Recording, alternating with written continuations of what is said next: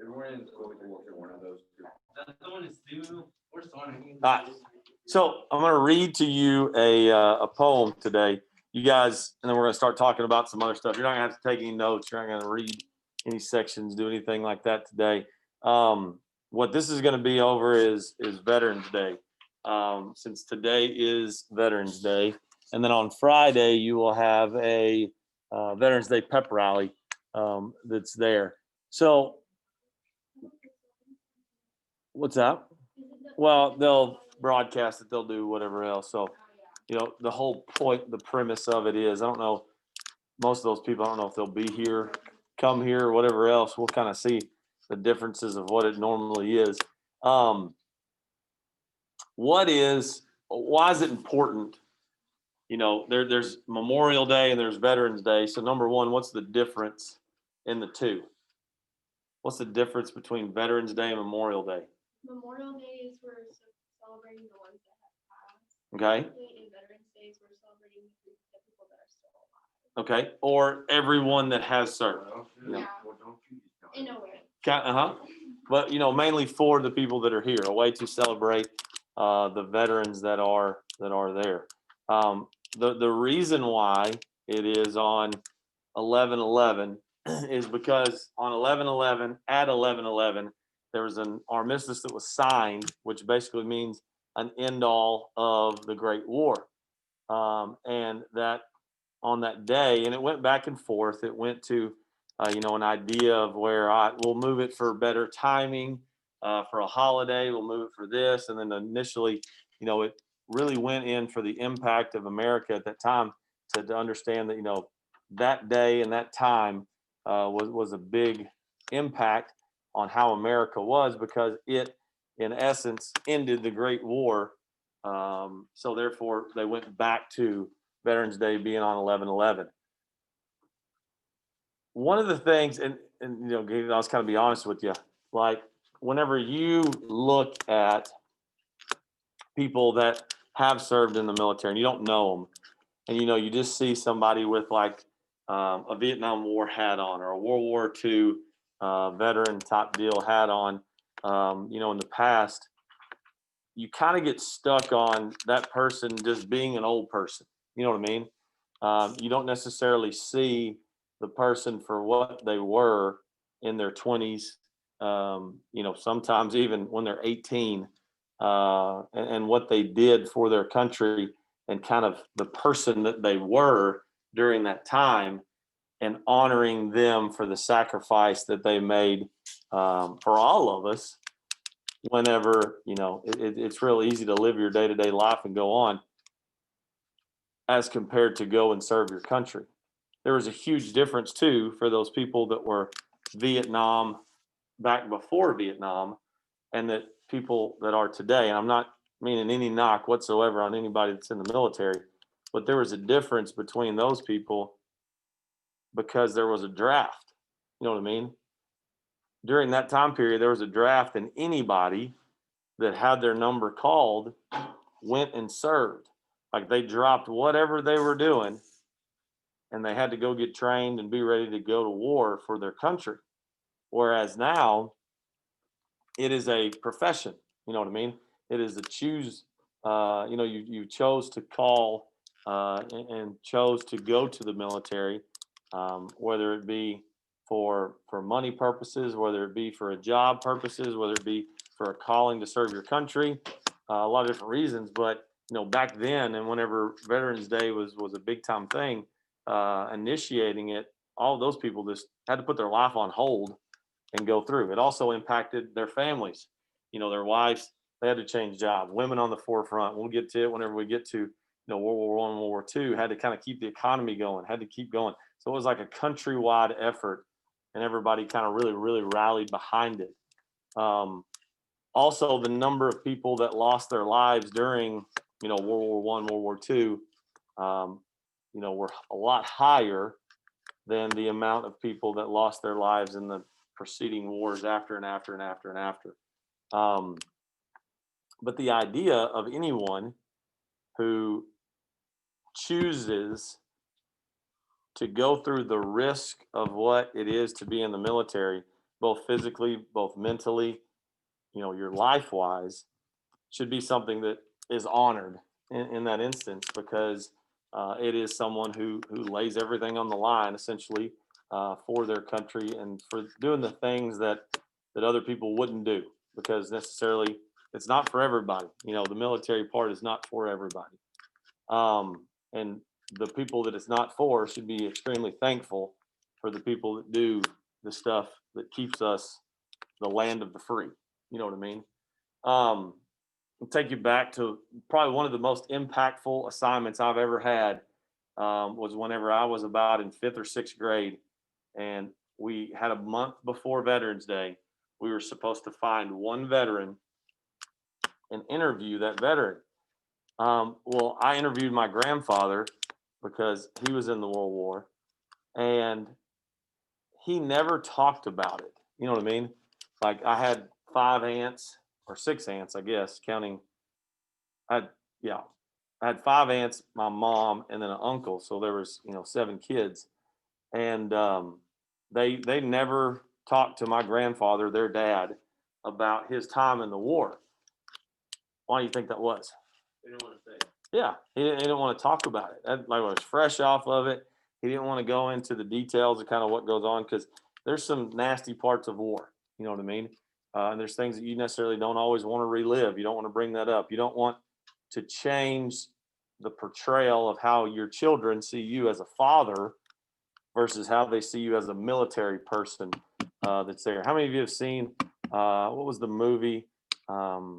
The sniper movie, American Sniper. Okay, so one of the most impactful parts, and I forgot to tell us the last class. So when I read that book, one of the most impactful parts of that book is the chapter that his wife writes. That's in there, and she goes in, and he goes back to service after he had an option to stay at home.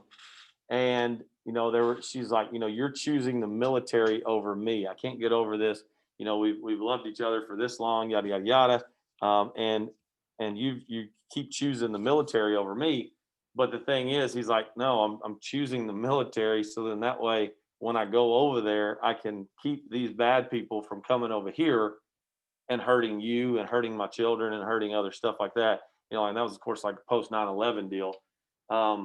But the idea, and again, kind of the mental mindset of some of the people in the military, to be good at it, you've got to think differently, and that's a long way from what it is. All right, so we'll kind of come back and talk a little bit about this, but I'm gonna read you this, and this was from it's called Columbia Calls. It says, enlist for the U.S. Army now, recruiting station. This was back in World War I, written by Francis Halstead, and it's just a poem that was the idea of America trying to bring the people out to, enlist in the Army. There was people that even, falsified birth documents.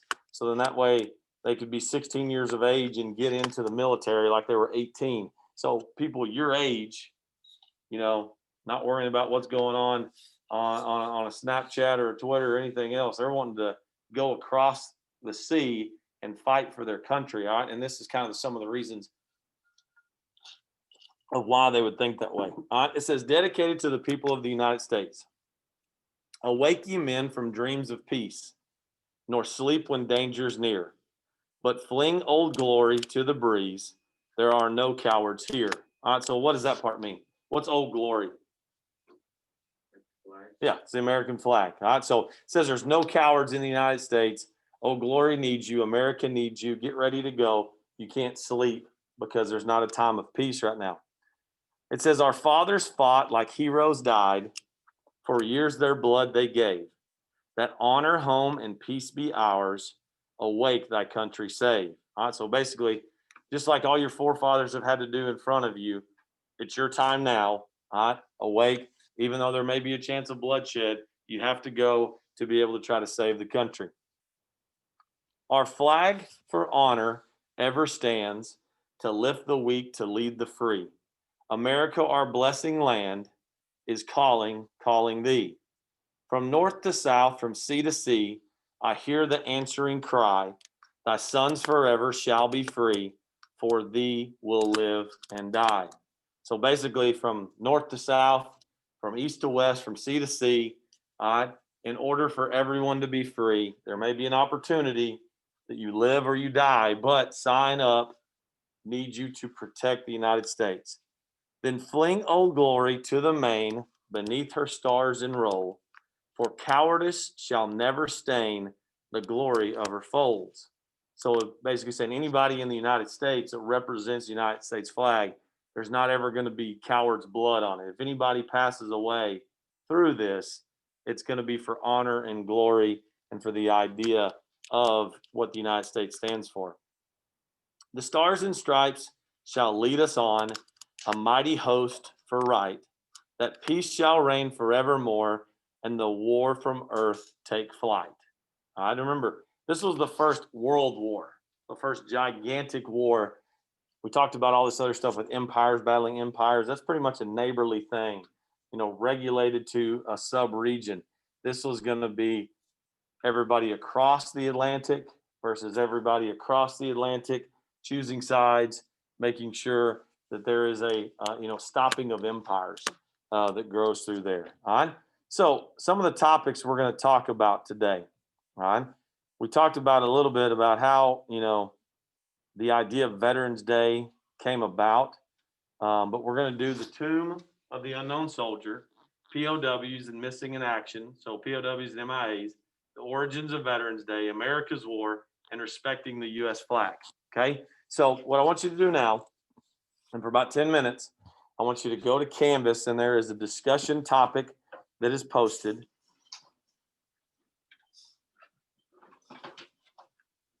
And it's labeled Veterans Day 2020.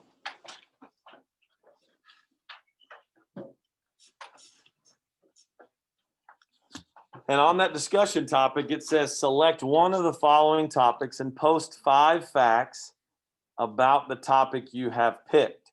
So there's 5 listed, only choose one, but post 5 facts about that one thing. For example, America's wars, and somebody picked the Civil War.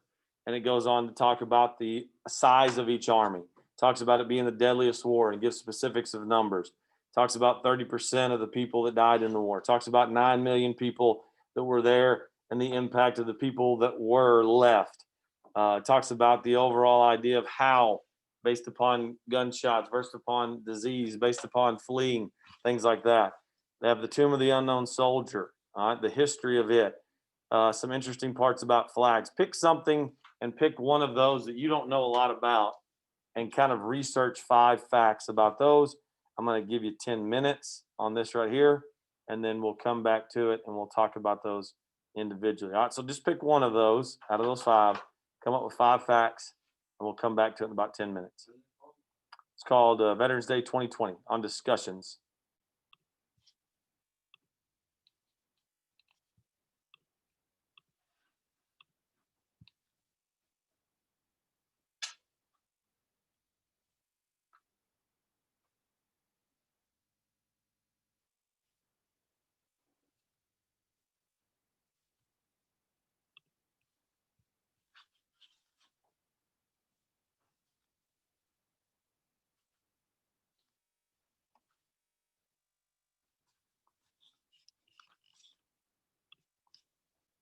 Some of you guys put in your replies there. We got.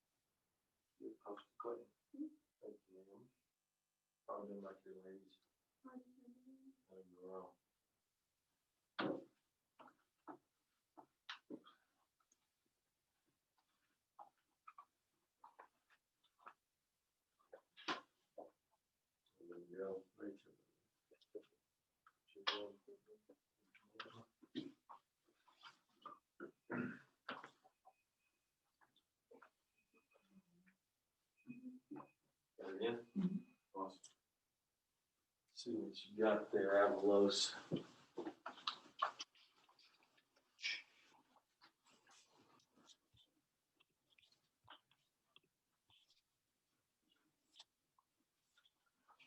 There it is. Flag etiquette. All right, let's start talking about a couple of these. If you're still working on it, you can finish that up and post it as we're going along. All right, the Tomb of the Unknown Soldier. That's the first topic that's up here. It says in 1921, an American soldier, his name known but to God, was buried on a Virginia hillside overlooking the Potomac River in Washington, D.C. The burial site of the unknown World War I soldier in Arlington National Cemetery became known as the Tomb of the Unknown Soldier. The neoclassical white marble sarcophagus depicts 3 carved Greek figures representing peace, victory, and valor. Inscribed on the back of the tomb are these words: "Here rests in honored glory an American soldier known but to God." Okay, so basically not known to anyone except for God. What was interesting about the Tomb of the Unknown Soldier with that particular person as time went on, for those of you that did that? How many of y'all did the Tomb of the Unknown Soldier? Okay. Did they ever find out who it was? With DNA test. Yeah, they DNA tested and actually found out who was the unknown soldier. He's Air Force Lieutenant or Air Force First Lieutenant. Good.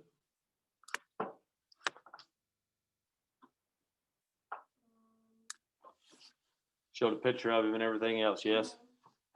Air Force First Lieutenant Michael Joseph Blassie. There you go. It says the tomb of the sarcophagus stands above the grave of the unknown soldier of World War I, to the west of the crypts of the unknown soldiers of World War II and the Korean War. A white marble slab flush with the plaza marks each crypt. In the following years, thousands of people would flock to Arlington National Cemetery to pay their respects at the tomb of the unknown soldier, which soon came to symbolize as the sacrifice of all American service members. In 1926, Congress established a military guard to protect the tomb during daylight hours. Since midnight on July 2nd, 1937, the Army has maintained a 24-hour guard over the tomb. All right. So what if it's snowing? They'll be there. They're still there. All right. If there's a downpour, they're still there. All right. There's always someone there that is guarding the tomb. It says sentinels of the 3rd U.S. Infantry, the Old Guard, assumed these duties on April the 6th, 1948, maintaining a constant vigil regardless of weather conditions. All right.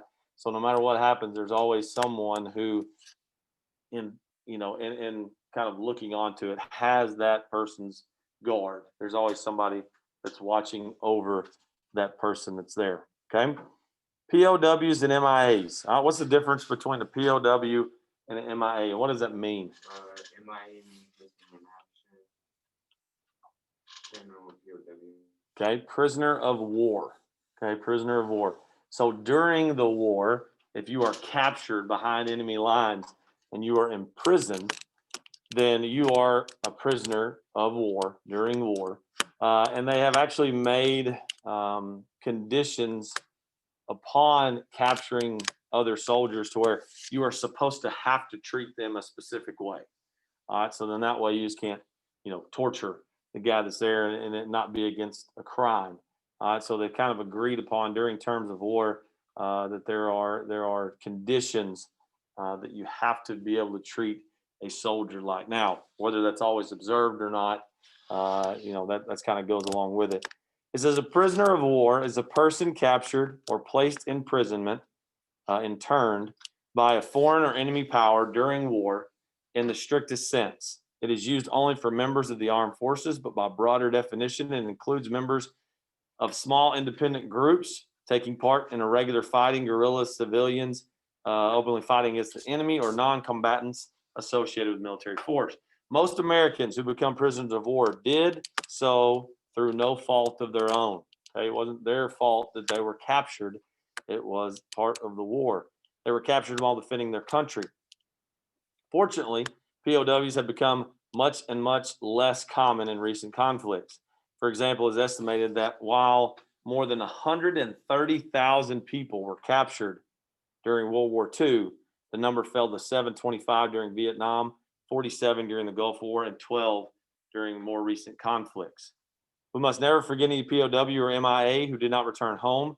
The issue for accounting of those has been passed on as a matter of national.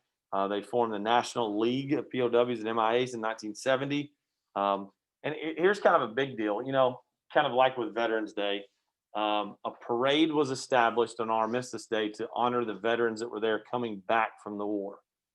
All right, so, you know, since they were common everyday people, the war was celebrated whenever someone returned home in World War I and World War II. And then you kind of fast forward to Vietnam, and the country was split about being in the war. So whenever soldiers came home, there was a lot of dissension. There was even soldiers that were like spit on. There were soldiers that were shunned. There were soldiers that were looked down upon by certain protesters of the war because they didn't feel like they should have been in the war to start with. The thing is, I mean, it wasn't the soldiers' fault. Just like it says, it wasn't their fault for them being captured. They were serving the military and doing what the military had asked them to do. So much different than whenever they were in World War I and World War II, and there was like ticker tape parades for the people coming back in through. Whenever I was teaching at HICO, there was a young man that passed away in whenever he was serving in the war in the Middle East, and it was nice to see, especially for, you know, the family that was there. Like we got out of school whenever it was time for his you know, funeral procession to come through, and like all the kids lined the streets and everything else. And it was kind of, you know, powerful to see, you know, the mom at the end of it, because in the end she still lost her son.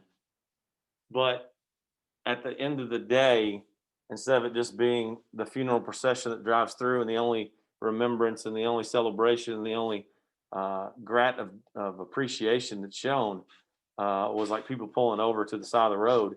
It was like everybody was there. You know, they had American flags, they had signs, they had other stuff that was there, and you know, essentially showing appreciation as compared to just being another person that was lost. You know what I mean? So that was kind of a pretty powerful time too, also because sometimes you don't show the appreciation, the sacrifice that's also back from the mom, from the family, from all of the people that are left behind based upon it right there. Some of the interesting parts that it goes on, you know, missing in action is pretty interesting because you don't ever know what happens. You know what I mean? You don't know if they died. Yes, ma'am. Do you have a question? Mm-hmm. You don't know if they passed away in the action of the war that they were in. You don't know if they were stuck somewhere. You don't know what happened to them. You know what I mean?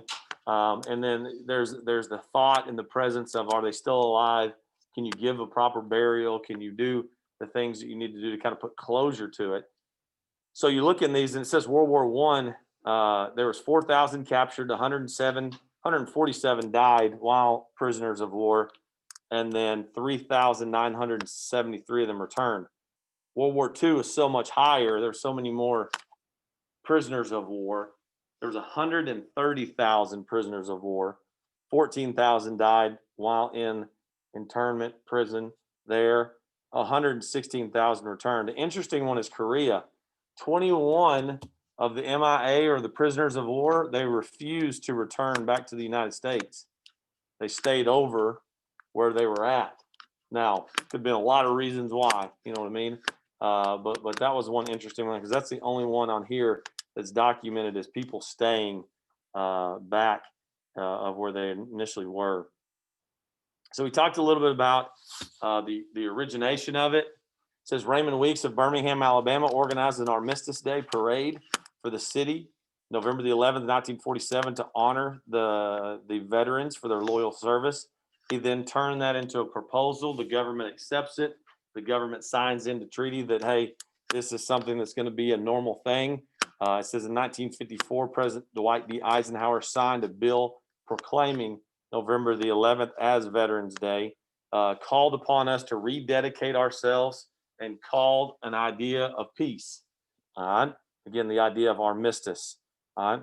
They fulfilled the mission. The committee oversees the annual production of distribution of everything for Veterans Day. In 1968, they actually moved it to the fourth Monday in October. Again, the United States said we need to bump it back to 11/11, so that way it holds the significance of World War I to many Americans. And then in 1978, it stays where it's at now as far as 11/11. All right. The flag. How many of you did the flag? How many of you did the flag part? The last one right here, respecting the U.S. flag. Nobody in here? Yes. What was interesting about the flag that you might not have known? Like,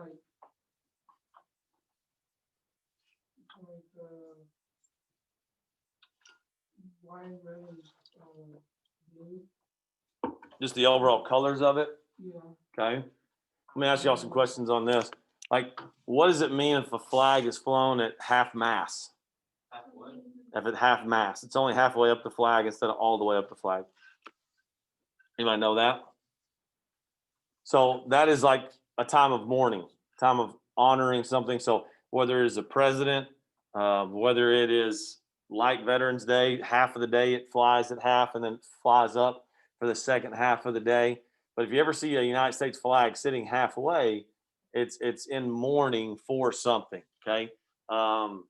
Whether it is, and usually it's like a nationwide impact. It's just not something small. Like you don't put, the flag at half mast in Stephenville. If someone prominent in Stephenville passes away, it's something as a nationwide deal. What if a flag is flown upside down? What does that mean? If a flag, the United States flag, is flipped over and it's flying that way. Good morning, SHS. Teachers, one quick announcement. If you signed up to receive a Sonic drink, when the bell rings, if you would like to come by the office and pick that up, we have them ready. Thank you. There it is. Got my Dr. Pepper with cream added to it right there. That's good stuff. Oh, yeah. All right.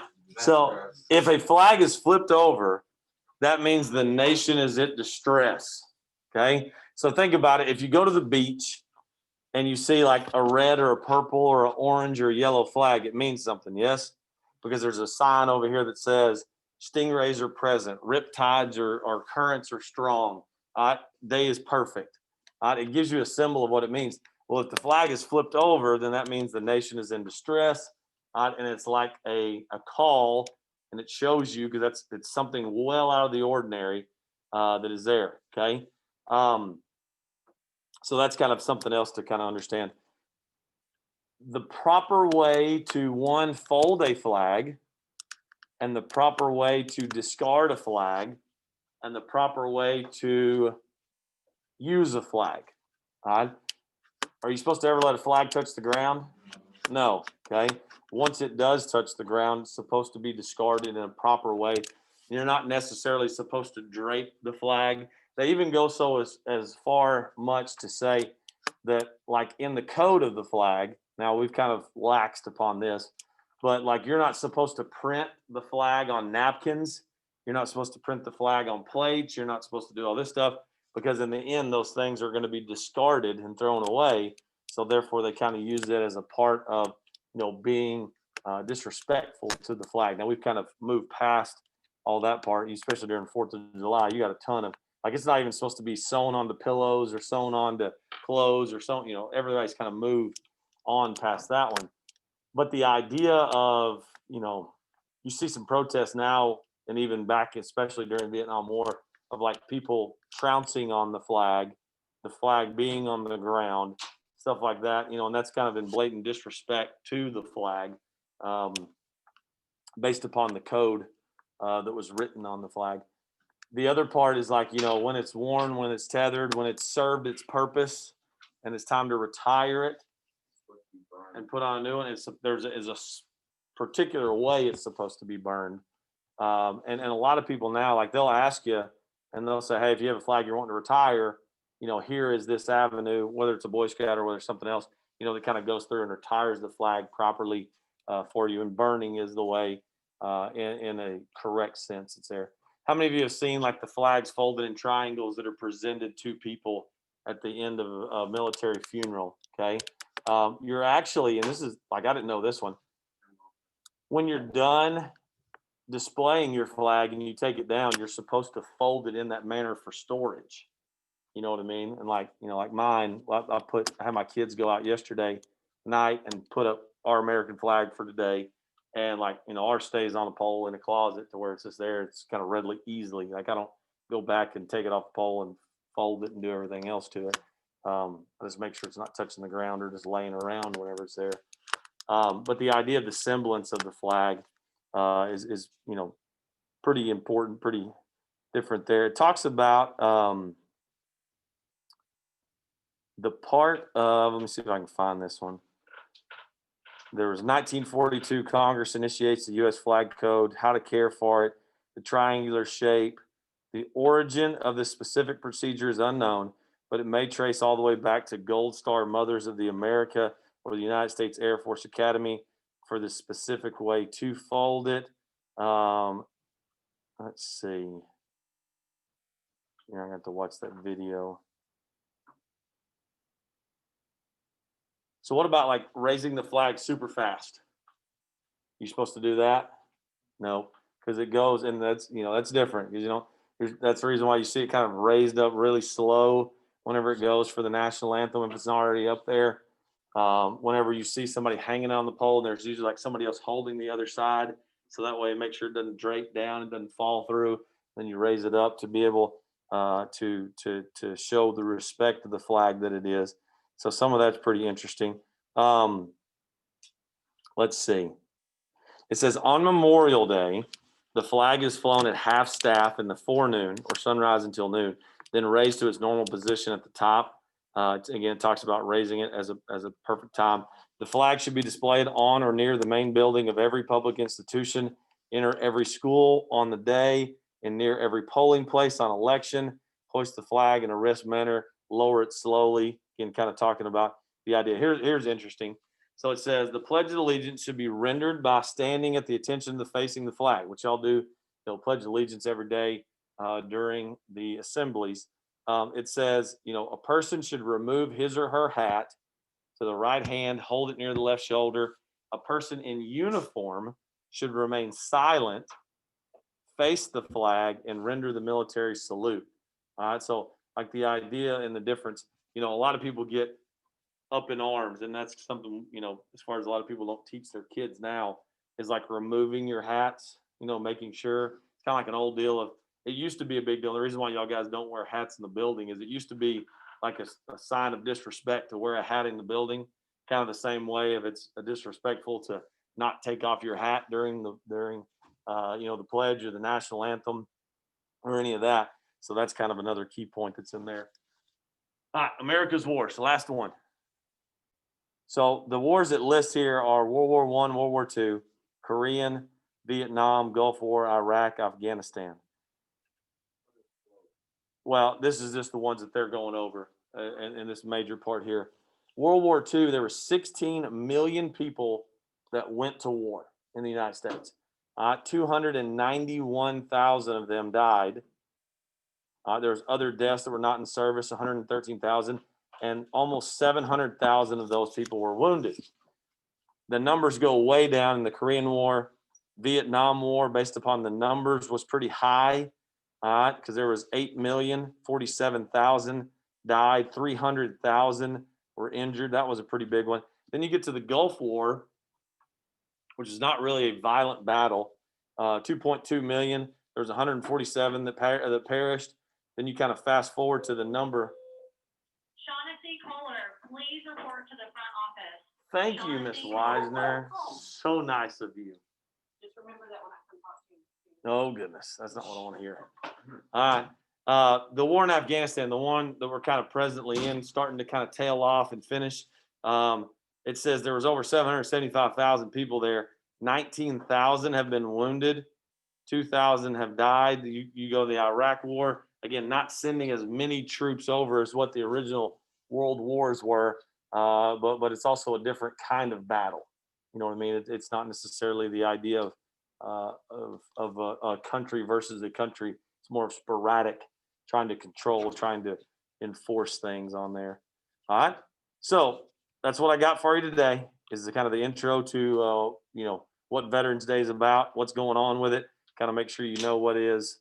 That way, in case you do get a chance to watch the pep rally part, and if anybody comes, I'm not for sure based upon COVID if everybody's going to be able to be like a normal one that's there. Okay. All right. Done for the day. I know that we're not letting the veterans